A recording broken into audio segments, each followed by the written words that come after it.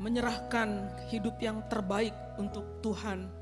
Kami mau terus berjalan bersama-sama dengan Tuhan dalam setiap langkah kehidupan kami, dalam setiap karya kami adalah persembahan yang hidup kepada Tuhan.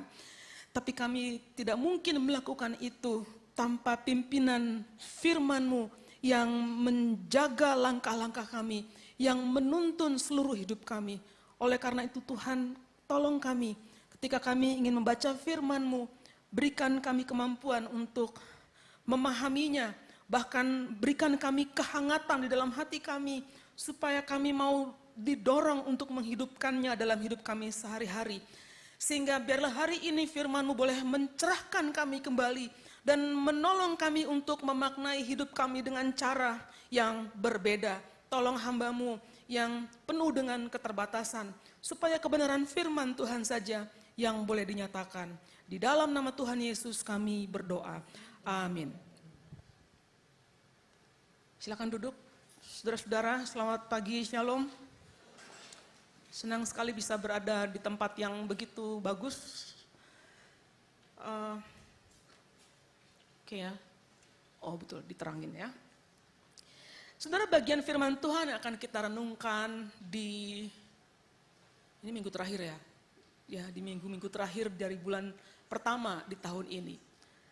Tema yang diberikan kepada saya adalah masa depan penuh harapan. Saya ingin mengajak Anda untuk melihat dari angle yang lain. Kita buka dari 1 Samuel 17, ayat 1 sampai 11, 40 sampai 47. Suatu kisah yang mungkin saudara-saudara semua sudah sering dengar dari kita masih kecil. Tapi saya berharap kita melihatnya dengan cara yang berbeda hari ini. Ayat yang cukup panjang, jadi saya hanya mengambil ayat 1 sampai 11 dan 40 sampai 47. Saya akan bacakan buat saudara-saudara sekalian. Orang Filistin menghimpun tentaranya untuk berperang. Mereka berkumpul di Soko yang termasuk daerah Yehuda dan berkemah di antara Soko dan Azeka di Efes Damim. Saul dan orang Israel juga berkumpul dan berkemah di lembah Tarbantin. Mereka mengatur barisan perang untuk menghadapi orang Filistin. Orang Filistin berdiri di bukit yang satu dan orang Israel berdiri di bukit yang lain. Dan ada lembah di antara mereka. Lalu tampillah dari antara tentara Filistin seorang yang dijagokan bernama Goliat dari Gat. Tingginya 6 hasta sejengkal. Di kepalanya ada ketopong tembaga.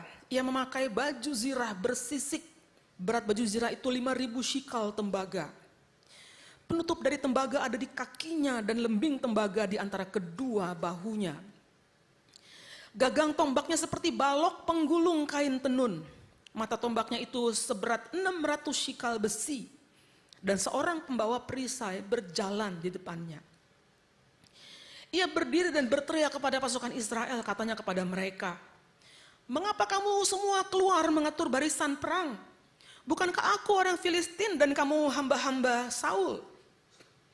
Pilihlah salah seorang dari antara kamu dan biarlah ia turun menghadapi aku. Jika ia mampu bertarung melawan aku dan membunuh aku, kami akan menjadi hambamu. Tetapi jika aku mampu mengalahkan dan membunuh dia, kamu akan menjadi hamba kami dan takluk kepada kami." Kata orang Filistin itu lagi, "Hari ini aku menantang barisan Israel, berikanlah kepadaku seseorang supaya kami bertarung satu lawan satu." Mendengar perkataan orang Filistin itu, Saul dan seluruh Israel sangat kecut hatinya dan ketakutan. Ayat 40, Daud membawa tongkatnya di tangannya, lalu memilih 5 batu yang licin dari dasar sungai yang kering dan menaruhnya dalam kantong gembala. Dengan umban di tangannya ia mendekati orang Filistin itu. Orang Filistin itu berjalan semakin mendekati Daud dan di depannya ada pembawa perisai. Ketika orang Filistin itu melayangkan pandangnya dan melihat Daud, ia meremehkannya karena Daud masih muda, pipinya kemerah-merahan dan tampan parasnya. Orang Filistin itu berkata kepada Daud, "Anjingkah aku sehingga engkau mendatangi aku dengan tongkat?" Lalu orang Filistin itu mengutuki Daud demi para ilahnya. Orang Filistin itu berkata pula kepada Daud, "Majulah ke sini, akan kuberikan dagingmu kepada burung di udara dan binatang di padang. Daud berkata kepada orang Filistin itu, engkau mendatangi aku dengan pedang, tombak, dan lembing. Tetapi aku mendatangi engkau dengan nama Tuhan semesta alam, Allah pasukan Israel yang kau hina. Hari ini Tuhan akan menyerahkan engkau ke dalam tanganku, dan aku akan membunuhmu dan memenggal kepalamu. Hari ini juga aku akan memberikan mayat tentara Filistin kepada burung di udara dan binatang liar, supaya seluruh lebih rugi posisinya. Yang di atas akan mendapatkan keuntungan. Jadi kalau dia mulai turun ke bawah, yang atas akan dengan mudah menyerang lebih dulu. Saudara, dalam keadaan seperti itu, majulah seseorang di antara orang Filistin ini. Seorang yang besar, tinggi, menggunakan baju zirah, penutup tembaga di kaki. Kebayang gak itu saudara, besarnya seperti apa? Ada lembing tembaga, bahkan dia punya asisten karena semuanya penuh dengan besi-besi. Nggak ada lagi yang membawa baju zirahnya atau ketopongnya itu, atau perisainya itu, nggak ada lagi pegangan. Akhirnya selalu ada asisten yang membawa zirahnya itu, ya, ketopongnya itu. Nah, saya membayangkan itu asistennya itu pasti udah ganti yang ke 79 orang. Karena setiap kali keserang dia duluan yang mati. Pasti itu sering mati, ganti. Majulah orang seperti ini, dia menunjukkan bahwa dia siap perang. Ini seperti sebuah psychological war. Oh, dia merendahkan orang-orang Israel itu, ngapain kamu baris kayak mau berperang, tapi tidak berbuat apa-apa. Lalu di ayat 8, dia mengatakan kalimat yang penting sekali saudara. Dia bilang begini, pilihlah salah seorang dari antara kamu, dan biarlah ia turun menghadapi aku. Ini kalimat yang sederhana, tapi sebenarnya ini memiliki konsep ritual religius pada waktu itu. Pilihlah one between you, satu yang mewakili kamu. Sehingga dia ketika dia berhadapan-hadapan dengan saya, maka dia akan mewakili bangsamu, aku mewakili Filistin. Sehingga kemenangan di antara aku sama dia itu akan diinfuse menjadi kemenangan seluruh bangsa. Satu peperangan, satu kemenangan untuk satu bangsa. Itu sebenarnya konsep yang sedang dia katakan ketika dia mengatakan, pilih salah seorang dari antara kamu. Pilih salah satu dari antara kamu. Saudara, kita tahu cerita inilah ya, namanya Goliat kan ya. Goliat menantang perang dengan 1 lawan 1. Kalau ditanya, pilih salah satu dari antara kamu, harusnya siapa yang maju dari orang Israel? Harusnya siapa? Siapa harusnya? Saul. Mengapa? Saul itu orang yang dipilih sama orang Israel. Orang Israel kepingin punya raja. Orang Israel ngomong sama kepada Tuhan Allah, mengatakan semua bangsa-bangsa punya raja. Kita nggak kelihatan rajanya siapa. Jadi mereka ingin punya raja. Dan Saul itu adalah pilihannya bangsa Israel. Dia yang sudah dipilih, kenapa? Dia cakep, dia gagah, tampan, tinggi, besar. Pokoknya tampilannya itu raja banget. Sekarang Goliat mengejek bangsa ini. Goliat mengejek umat pilihan Allah ini. Goliat menantang, pilih salah seorang di antara kamu. Tapi apa yang terjadi di sini? Saul, ayat 11 dikatakan, Saul dan seluruh Israel sangat kecut hatinya. Ketakutan. Saudara, mari kita berpikir tentang rasa takut. Takut itu milik semua orang, bukan cuma Saul dan orang Israel. Kita pun juga punya banyak ketakutan.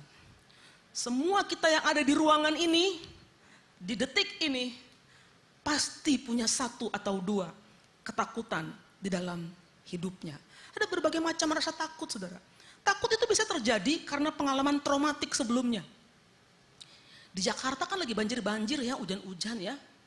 Kalau udah hujan 2 jam lebih, maka kita mulai deg-degan, bentar lagi banjir ini. Bentar lagi ini susah ke kantor. Bentar lagi orang akan berjam-jam ada di jalanan, saudara. Kita takut dengan hujan, kita takut angin puting beliung. Kita takut mendengar tiba-tiba ada orang berteriak-teriak. Tiba-tiba ada kerumunan orang, kita takut mungkin sebentar lagi ada demo dan sebagainya. takut yang seperti ini, saudara-saudara, kalau kita daftarkan tuh panjang sekali. Semua banyak takutnya, belum lagi fobi-fobi sama teman-temannya. Tapi ada juga takut yang muncul karena adanya ketidakpastian. Ya, tidak pasti.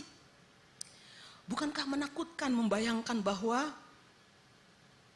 pasangan Anda yang saat ini belum tentu akan selamanya bersama-sama dengan Anda? Serem kan? Membayangkan itu. Bukankah menakutkan membayangkan bahwa bisa saja suatu saat Anda di PHK dan kehilangan pekerjaan? Bukankah menakutkan kalau suatu saat tiba-tiba dokter mengatakan Anda kanker stadium 4? Beberapa waktu yang lalu, salah satu staf kami ya, mengalami kejadian yang sudah bertubi-tubi. Dia bekerja di kantor kami di STTAA. Tapi selama dia bekerja, dia kehilangan anggota keluarganya banyak banget. Mulai dari ibunya, bapaknya, adiknya lagi baru dipanggil Tuhan minggu lalu. Waktu adiknya yang terakhir ini masuk ke rumah sakit, saya bilang, kamu yang kuat ya, kamu harus percaya pada Tuhan yang memelihara kamu ya. Saya cuma bisa ngomong doang kan ya. Tapi dia yang mengalami, dia bilang, Kak aku takut, Bu aku takut kehilangan. Dia membayangkan betapa takutnya kehilangan. Dan saudara-saudara, saya bisa melihat dalam kehidupan akhirnya, waktu saya melihat hal ini ya, saya melihat dia anak nomor 1, tapi dia satu-satu melihat keluarganya pergi. Dan yang terakhir adalah adiknya sendiri. Dan sekarang dia tinggal sendirian. Saudara bisa bayangkan kalau itu terjadi pada kita. Kita melihat anggota keluarga kita pergi satu demi satu demi. Betapa menakutkannya membayangkan, kira-kira tahun depan aku bisa menikah apa enggak? Atau aku seumur hidup enggak akan punya pasangan? Bukankah menakutkan membayangkan bahwa kita makin menua, makin melemah, jantung kita enggak bagus lagi seperti dulu, ginjal kita berkurang fungsinya, tekanan darah kita tinggi terus enggak bisa turun-turun. Bukankah menakutkan hal-hal seperti itu ketika membayangkannya? Tapi saudara, penelitian mengatakan katanya 85% yang kita khawatirkan, yang kita takutkan, katanya nih nggak pernah terjadi sesungguhnya. 85% nggak terjadi. 15% yang terjadi itu biasanya kita bisa tangani sendiri, kita bisa atasi, bisa kita selesaikan. Tapi begitulah ketakutan itu bekerja. Takut itu bekerja dengan cara mengintimidasi kita. Dia merebut sukacita kita. Dia membuat sendi-sendi dalam kehidupan kita itu melemah. Takut itu membuat kita takut berjalan. Takut itu membuat kita nggak berani ambil resiko. Takut itu melemahkan kita. Dan itulah yang terjadi pada orang Israel. Hati mereka ciut. Belum juga maju perang. Baru melihat satu orang yang seperti raksasa, dia sudah ciut. Itulah yang dialami oleh Saul dan seluruh bangsa Israel. Sudah coba perhatikan lebih dekat dengan ketakutan ini. Melihat Goliat memang mengerikan. Ya, kalau saya meterkan, kira-kira tingginya 2,5 meter kira-kira. Siapa yang nggak takut melihat seperti itu, saudara? Kalau gambaran modern ya. Saya membayangkan dengan gambaran modern Goliat itu seperti apa. Saya tanya sama ChatGPT, siapa sih rekor tertinggi, orang tertinggi di dunia? Seorang bernama Robert Wadlow. Ya, dia lebih tinggi sedikit dari Goliat. Waktu dia berumur 5 tahun, tingginya 1,63 meter. 5 tahun, bayangkan 5 tahun itu biasanya kan cuma segini gitu ya. Dia 1,63 meter, lebih tinggi dari saya. Serem juga ya kalau ngeliat kayak begitu ya. Umur 13 tahun tingginya sudah 2,24 meter. Ya. Waktu dewasa ya berhentinya tuh dia di 2,72 meter katanya. Sebenarnya ini orang kayaknya hidup di tahun-tahun 50-an begitu. Sebenarnya pemain basket juga banyak yang tinggi-tinggi ya. Saya coba lihat siapa sih pemain NBA yang tinggi. Salah satunya adalah Sultan Qasim. Ya, tinggi tuh. Tapi Sultan ini lebih pendek sedikit dari Goliat. Ya, lebih pendek juga dari Robert Wadlow. Saudara, kalau Anda berdiri di sampingnya Sultan, ya, walaupun untuk ukuran keluarga Anda sudah tinggi gitu ya. Waktu kita berdiri di samping orang tinggi, kita rasanya pendek bukan? Kita ini selalu membanding-bandingkan diri kita. Waktu kita berdiri di samping orang yang pinter, ngomong pinter, berargumentasi, bagus pendapatnya, wawasannya luas, kita kayak kelihatan kurang pengetahuan ya. Kita jadi kayak minder ngeliat dia apa-apa tahu, ngomong ekonomi tahu, semua tahu. Kita gitu. Kita belum loading, dia udah ngomong. Gitu. Ngelihat bersama-sama dengan orang yang glowing mukanya, skincare-nya mungkin bagus gitu ya. Kita merasa kusam rasanya. Lu jangan deket-deket sama gue deh. Perbandingannya gak bagus gitu. Ya. Kita sering kali membandingkan kita dengan orang di sekeliling kita gitu. Tidak heranlah orang-orang Israel ketakutan. Mereka merasa terintimidasi melihat seorang raksasa seperti Goliat yang begitu hebat, begitu kuat, begitu kekar, siap untuk minta bertanding satu lawan satu. Melihat Goliat yang sudah siap perang, baju zirahnya saja sudah 50 kg lebih. Baju zirahnya seperti berat sebagian besar perempuan yang ada di sini. Gitu. Itu baju zirahnya, berarti badannya itu lebih berat lagi saudara. Ditambah lagi lembing dan sebagainya, mereka menjadi ciut mentalnya. Dan hal ini terjadi berminggu-minggu. Berminggu-minggu Goliat mengejek, mengintimidasi orang-orang Israel yang semakin takut, semakin merasa lemah. 40 hari orang Filistin ini terus mengintimidasi, mengolok-olok. Setiap kali Goliat seperti mau maju mendekat, orang-orang Israel kabur kocar-kacir ke baris belakang. Lalu Goliat mengatakan hal yang sama, mana, ayo mana, pilihlah salah satu dari kamu, maju sini lawan aku. Kira-kira begitu suasananya. Orang Israel sudah merasa bahwa pasti mereka kalah. Tidak ada masa depan untuk mereka. Hidup mereka sudah jatuh ke tangan orang Israel. Enggak ada harapan kalau melihat perhitungan seperti ini. Dan mereka merasa tidak bisa berbuat apa-apa. Mereka hanya buying time. Mereka hanya nunda-nunda. Mereka merasa kecil, lemah, tidak berdaya, tidak mampu melangkah. Saudara-saudara, apakah hari ini kita juga sedang dilingkupi oleh takut yang seperti itu? Kita takut menghadapi masa depan. Kalau kita ngelihat keadaan ekonomi, aduh nggak ada yang pasti. Pajak kita tinggi, gaji kita nggak seberapa. Kita nggak tahu apa yang akan terjadi nanti. Kita sudah punya rencana, tapi kita nggak yakin rencana kita itu bisa terwujud atau tidak.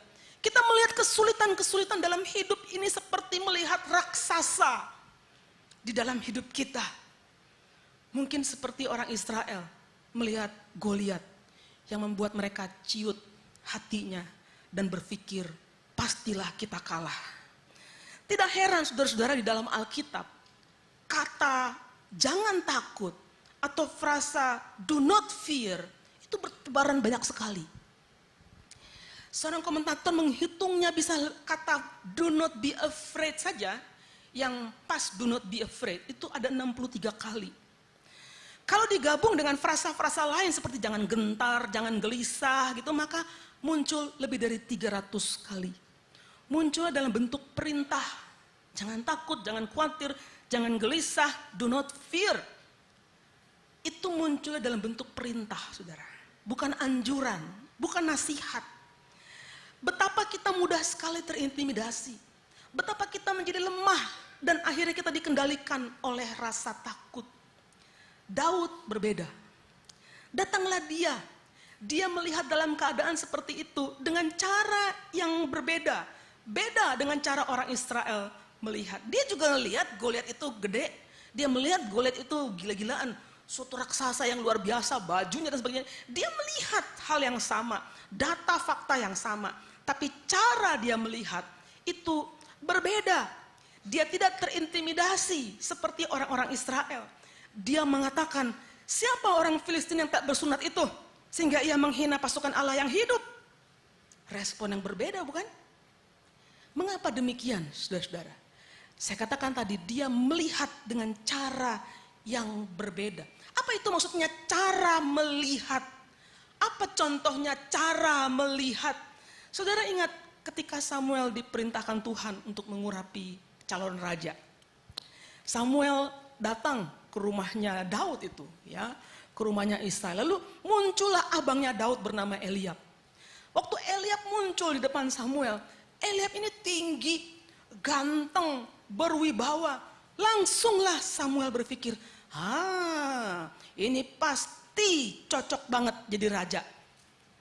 Tapi kemudian Tuhan mengatakan, no. Bukan itu. Bukan itu. Ayat 6 dikatakan gini, bukan seperti yang dilihat manusia, kata Tuhan Allah. Sebab manusia melihat apa yang di depan mata, tetapi Tuhan melihat hati. Itu cara melihat. Itu cara melihat. Saudara, beberapa tahun sebelum ibu saya meninggal, ya, ibu saya itu mengalami demensia. Ya, mengalami demensia. Kira-kira 2 tahun sebelum COVID. Teman-teman suka melihat kan kalau di postingan-postingan TikTok ataupun Instagram banyak orang-orang memposting merawat orang tuanya yang demensia dan sebagainya gitu. Saudara, kalau kita menghadapi orang demensia itu melelahkan, capek. Udah kita dimarah-marahin, ya, dia nggak kenal kita juga gitu ya. Saya punya pengalaman seperti itu, tapi puji Tuhan, Tuhan menolong saya untuk melihat dengan cara yang berbeda. Saya tidak melihat dia beban saya. Saya tidak melihat dia menyakiti saya walaupun dia marah-marah sama saya. Walaupun dia seperti kadang-kadang lupa kamu ini siapa gitu. Tapi saya tidak melihat dengan cara seperti itu. Saya melihat anugerah Tuhan diberikan kepada saya untuk belajar mencintai ibu saya tanpa syarat. Tanpa syarat. Itu anugerah. Jadi kalau saudara-saudara punya orang tua yang menjadi beban Anda, ini kan banyak generasi yang sandwich ya, punya tanggungan tapi masih punya tanggungan jadi orang tua. Hati-hati cara melihatnya. Jangan melihat itu sebagai beban. Tapi kalau saudara bisa memahami siapa Tuhan dalam hidup Anda, maka Anda akan melihat dengan cara yang berbeda. Cara kita melihat sebagai manusia, itu umumnya apa yang di depan mata. Bahwa ini menyakitkan. Kata-katanya menusuk hati. Ini bikin lelah. Ini bikin capek. Makanya kita mudah terintimidasi. Kita mudah sekali merasa terintimidasi. Orang mengatakan sesuatu yang tidak baik kepada kita merasa lemah. Kita merasa ciut, kita merasa minder. Berhadapan dengan orang-orang tertentu yang begitu kuat, begitu gampang menyakiti hati kita, kita menjadi merasa runtuh dunia kita. Dan susah kali untuk bisa bangkit, menghadapi kerugian, kekalahan, kekecewaan. Itu membuat hidup kita menjadi seperti nggak berarti gitu. Kita mudah sekali jatuh ke dalam hal-hal seperti itu. Itu cara melihat. Saudara, apa yang kita lihat ini sangat ditentukan bagaimana cara kita memandangnya. Jadi waktu Daud datang, betul fakta di matanya kelihatan bahwa orang ini raksasa. Tapi dia tidak melihat itunya. Yang dia lihat adalah orang ini telah menghina Tuhan. Orang ini telah menghina Tuhan dan dia mentargetkan orang ini untuk dikalahkan. Dan kita tahu kisahnya, Daud mampu mengalahkan Goliat. Tapi coba kita pelajari lagi. Sebenarnya bagaimana si Daud ini mengalahkan Goliat? Bagaimana cara dia mengalahkan Goliat? Dia minta kepada Saul untuk mengizinkan dia maju melawan Goliat. Walaupun Saul mengatakan, aduh kamu janganlah, kamu nggak akan sanggup. Ya, kamu nggak akan sanggup melawan orang ini. Orang ini dari kecil begitu lahir sudah berantem gitu. Begitu lahir sudah perang, kamu nggak akan sanggup. Saudara ingat Saul ini hanya melihat apa yang di depan mata, ya. Tapi Daud melihat lebih daripada itu. Maka dikatakan ayat 34, ayat 35 di pasal 17 tadi, Daud mengatakan begini. Hambamu ini, kata Daud, hambamu ini biasa menggembalakan kambing domba ayahnya. Setiap kali singa atau beruang datang menerkam seekor domba dari kawanannya, aku mengejarnya, memukulnya, dan melepaskan domba itu dari mulutnya. Ketika ia menyerangku, aku mencengkram janggutnya, lalu memukulnya sampai mati. Jadi Daud mau mengatakan, aku udah biasa ngelawan binatang-binatang buas. Tapi di sini dia bukan cuma mau mengatakan bahwa dia bisa menghadapi singa. Bukan itu poinnya sebenarnya. Bukan itu poinnya. Di ayat 37 dia mengatakan gini, Tuhan yang melepaskan aku dari cakar singa dan cakar beruang akan melepaskan aku dari tangan orang Filistin itu. Jadi poinnya Daud adalah dia ingin mengatakan bahwa apa yang Tuhan sanggup lakukan kepadaku. Dia tidak memandang, dia tidak fokus kepada apa yang si Goliat ini sanggup lakukan buat dia. Tapi dia memfokuskan matanya dengan apa yang Tuhan sanggup lakukan bagi dirinya dan orang Israel. Jadi Daud melihat apa yang Tuhan sanggup lakukan, itulah yang membuat dia memenangkan peperangan itu. Itulah yang membuat dia bisa mengalahkan Goliat. Itu yang pertama. Karena dia melihat apa yang Tuhan sanggup lakukan. Bukan apa yang Goliat sanggup lakukan kepada dia. Yang kedua, saudara, Daud kemudian pergi ke sungai, dia ambil 5 batu paling licin, paling tajam, dia taruh di kantongnya, dan kemudian dengan umban di tangannya, dia mendekati orang Filistin itu. Ya, beda kan kalau orang Israel kan lari kocar-kacir, dia malah mendekati. Dia mendekati. Dan kita tahu cerita itu, dan kemudian Daud melemparkan batu itu dengan umbannya, dan kemudian matilah Goliat. Matilah Goliat. Saudara, orang Filistin datang dengan lembing dan tombak, pedang, baju zirah. Tapi apa yang Daud lakukan? Dia tidak mengandalkan peralatan perang. Dia tidak mengandalkan keterampilan dirinya. Dia tidak mengandalkan semuanya itu. Waktu Saul memberikan dia baju perang, dia copot. Keberatan bos katanya. Enggak kuat, beratan bajunya daripada saya. Dia menolak semua itu, dia datang bukan dengan kekuatannya. Dia datang bukan dengan mengandalkan kemampuan dirinya. Tapi Daud datang dengan satu nama. Dia datang dalam nama Tuhan, Allah, orang Israel. Itulah yang dia andalkan, saudara-saudara. Makanya di ayat 46 dikatakan, hari ini Tuhan akan menyerahkan engkau ke dalam tanganku, dan aku akan membunuh dan memenggal kepalamu, katanya gitu. Luar biasa, saudara, apa yang dilakukan oleh Daud ini. Dia melihat itu bukan peperangan dia lawan Goliat. Itu bukan peperangan dia. Kalau lihat dirinya sendiri melawan Goliat, dia tahu tidak sebanding. Tapi dia melihat peperangan itu adalah peperangan antara orang Filistin dengan Allah itu sendiri. Dan itu yang membuat Daud berani. Dia maju mendekat kepada barisan orang Filistin. Dia tidak punya takut sedikit pun juga. Dia melangkah dan dia menang. Ini yang kedua, saudara. Daud maju dengan berani karena ada Allah bersamanya. Saudara, dalam pergumulan kita nggak sendiri. Kita nggak sendiri. Dalam ketakutan kita juga tidak nggak sendiri. Tahukah Anda bahwa Allah memelihara kita seperti biji matanya? Dia memelihara kita dengan begitu hati-hati. Kalau begitu, mengapa kita dikuasai oleh rasa takut, saudara-saudara? Memang betul, masa yang ada di hadapan kita ini penuh dengan ketidakpastian. Betul. Apa saja tidak bisa terjadi pada kita. Apa saja bisa terjadi pada kita. Kita bisa kehilangan, kita bisa rugi, kita bisa kecewa, kita bisa sakit hati. Kita bisa ditinggalkan, kita bisa dihianati. Apa saja bisa terjadi. Tapi kita tahu bahwa Allah yang memimpin kita selama ini sampai sejauh ini, dia juga akan memimpin kita bersama-sama di hari-hari di depan kita. Kita tahu siapa yang memegang kehidupan kita. Kita boleh melihat adanya ketidakpastian tentang masa depan. Tapi satu hal yang pasti, masa depan itu Tuhan yang pegang. Amin, saudara. Tidak ada dalam dunia ini atau apapun yang di dunia ini bisa lakukan lebih besar dari kuasa Allah. Gak ada. Gak ada. Sehingga sesungguhnya tidak ada yang perlu saudara dan saya takutkan selama Allah bersama kita. Mengapa demikian? Mengapa bisa begitu? Karena Kristus telah mengalahkan segala bentuk kuasa. Dia mengalahkan segala bentuk kuasa di dunia ini.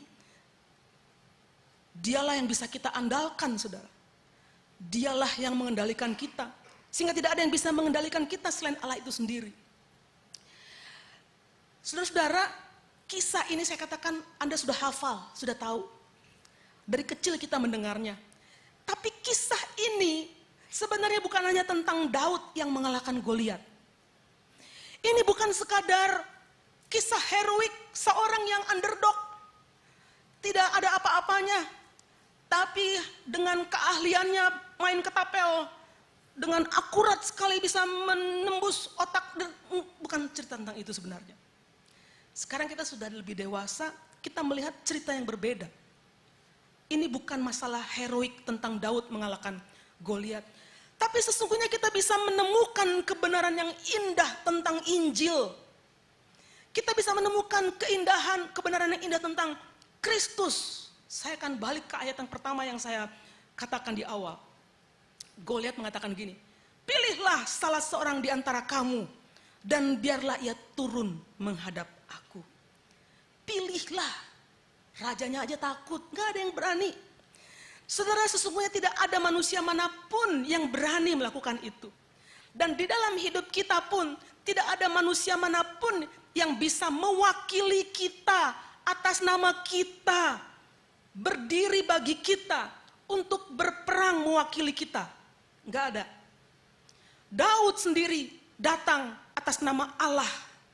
Dia datang bukan karena dia mampu berperang. Dia datang bukan karena dia pernah melawan singa. Enggak. Dia datang bukan karena dia narik janggutnya binatang buas. Bukan. Justru 2 poin saya tadi katakan adalah dia datang di dalam kelemahan. Dia datang di dalam satu nama.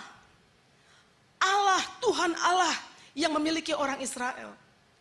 Dan saudara-saudara, dengan cara yang sama, Kristus memenangkan kita dari dosa. Dengan cara apa? Datang dalam kelemahannya. Dalam kelemahannya, dia menanggung derita, dia disiksa, dia disalibkan. Tapi dia sebenarnya adalah orang yang berdiri untuk kita. Kristuslah yang sesungguhnya maju berperang, turun ke lembah itu untuk mewakili kita. Dialah salah seorang dari manusia. Yang dikatakan oleh Goliat, pilih. Kristus itulah yang mampu berdiri, yang datang menyelamatkan kita melalui kematian dan kebangkitannya. Indah bukan cerita ini? Ini inti daripada kisah ini. Kalau Kristus sudah memenangkan segala perkara di tengah dunia ini, apa sesungguhnya yang harus kita takutkan, saudara? Kita mungkin melihat kesusahan hidup kita seperti raksasa. Kita mungkin melihat kegagalan kita seperti raksasa. Jangan lupa, Allah lebih besar dari semua raksasa itu. Allah lebih besar dari semua raksasa di kehidupan kita. Karena tidak ada yang dapat memisahkan kita dari kasih Allah. Gak ada. Tidak ada. Tidak ada satupun yang bisa memisahkan kita dari kasih Allah. Tidak penderitaan kita, tidak kesusahan kita, tidak kematian, tidak ada. Kristus telah memenangkan hal yang paling besar dalam hidup kita. Tidak ada alasan buat kita untuk takut. Kemenangan Kristus telah menjamin masa depan kita. Di awal-awal minggu dari tahun 2026 ini. Mungkin kita punya satu perasaan tidak menentu. Ada hal-hal dalam hidup kita tahu di depan sana akan muncul menghadang kita. Tapi biarlah kita boleh belajar sekali lagi. Bahwa kemenangan Kristus itu telah menjamin masa depan kita. Dia menjamin masa depan kita. Menjamin masa depan kita itu ada dalam tangannya. Sehingga apapun yang kita hadapi itu tidak akan menghentikan kita dari kasih Tuhan kepada kita. Apa yang perlu kita takutkan? Mari kita berdoa.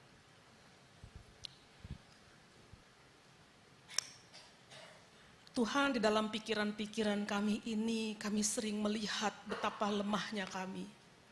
Dalam imajinasi kami seringkali merasa terhenyak, terduduk dan merasa tidak mampu melangkah. Kami berdoa Tuhan supaya kami terus diberikan kekuatan. Biar iman kami boleh terus bertumbuh. Meyakini bahwa hidup kami ada di tangan Tuhan. Sehingga kami tidak perlu ciut, tidak perlu terintimidasi dengan berbagai kesusahan. Tidak perlu merasa takut berkepanjangan. Tapi kami boleh melangkah dengan berani. Berani ambil resiko. Berani mengambil pilihan. Karena kami tahu Tuhan memegang kehidupan kami. Tuhan menjamin masa depan kami. Tuhan yang selalu ada bersama-sama kami. Berjalan bersama-sama dengan kami. Terima kasih, biarlah kebenaran ini terus berbicara di dalam hati kami. Berjalan bersama-sama di depan jalan kami yang mungkin kadangkala tidak selalu baik. Tapi kami tahu Tuhan selalu menyertai. Kami bersyukur. Diingatkan sekali lagi. Kami berdoa dalam nama Tuhan Yesus. Amin.